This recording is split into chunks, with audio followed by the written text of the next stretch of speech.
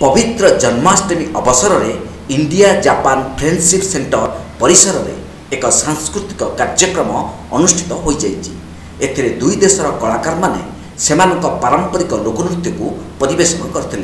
भारतर प्रसिद्ध शास्त्रीय नृत्यर मजा नहीं जापानी कलाकार। सेहीपरि जापानी कलाकार मानक द्वारा ड्रम वाद्य भारतीय कलाकार मानक मन को छुईला।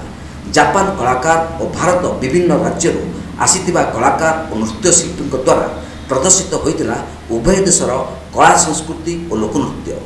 तेबे एहाकू बेस आनंदर सह उपभोग करथिले उपस्थित भारत और जापान कलाकार। जापानर अंतर्जातीय ड्रम वादक नाचोसो मियाहारांक ड्रम वाद्य सह संगीतर झुलिथिले उपस्थित दर्शक। सेहीभଳି भारतर प्रसिद्ध लोकनृत्य शास्त्रीय नृत्य और संगीत दुलुकिथिला मंच। फल गोटे मंच प्रदर्शित होता दुई देशर पारंपरिक नृत्य और संगीत। उभय देशर कला संस्कृति लोकनृत्य को उपस्थित पर्यटक मानक मन मोहिला। तेबे एही नृत्य और कला जरिया उभय देश मध्य बंधुता और संपर्क निबिड़ हो पारिबो बोली कलाकार माने मत व्यक्त करछन्ति। अन्य पक्षे भारतर विभिन्न राज्यों आसीथिबा कलाकार और नृत्यशिल्पी माने कथक भारतनाट्यम और सोला नृत्य अंत्यत चमत्कार ढंग से परिवेशन करते। प्रभु कृष्णकर विभिन्न लीला को जापानी कलाकार सम्मुख में भारतीय नृत्यशिल्पी माने प्रदर्शित करते। फल भारतर कला संस्कृति और लोकनृत्य को देखि विभोर हो पड़ते जापानी पर्यटक और कलाकार।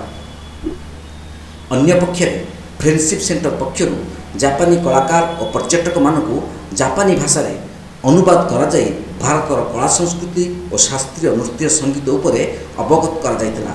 एभली अनन्य कार्यक्रम जरिया दुई देशर कला संस्कृति प्रचार प्रसार करिबारे उद्यम चलाइछन्ति इंडिया जापान फ्रेंडशिप सेंटर सभापति श्रीमंत कुमार दास एवं सेंटर प्रतिष्ठाता पुना दास। अन्य पक्षरे एही कार्यक्रम जरिया आगामी दिन में दुई देश मध्य शिक्षा कला संस्कृति और पर्यटन शिल्पर अभिवृद्धि हो पारिबो। कार्यक्रम शेष में जापान और भारत कलाकार मानू सेंटर सभापति श्री दास को द्वारा मानपत्र और पुष्पगुच्छ दे सम्मानित करा जायतिला। ब्यूरो रिपोर्ट तीर्थक्षेत्र लाइन।